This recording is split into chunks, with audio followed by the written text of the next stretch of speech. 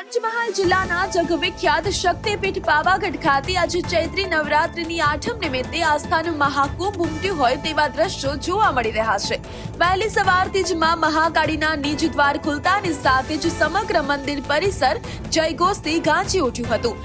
ભક્તો કલાકો સુધી લાઈનમાં ઊભા રહી માના ચરણોમાં શીશ ઝુકાવી ધન્યતા અનુભવી હતી।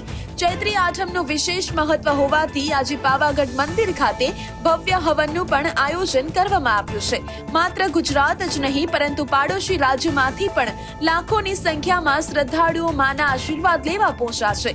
ભક્તોની ભારે ભીડને જોતા વહીવટી તંત્ર અને મંદિર ટ્રસ્ટ દ્વારા વિશેષ વ્યવસ્થાઓ કરવામાં આવી છે। સલામતી અને સુરક્ષામાં કોઈ કચાશ ન રહે તે માટે મંદિર પરિસર અને તળેટીમાં 700 થી વધુ પોલીસ જવાનોનો ચુસ્ત બંદોબસ્ત ગોઠવી દેવામાં આવ્યો છે। ચૈત્રી નવરાત્રીના આ પાવન પર્વે ભક્તોમાં પૂજા અર્ચનાનું અનેરો મહિમા જોવા મળી રહ્યો છે અને માના દર્શન કરી દરેક ભક્ત પોતાની મનોકામના પૂર્ણ થવાની આશા સાથે ધન્ય બન્યો છે।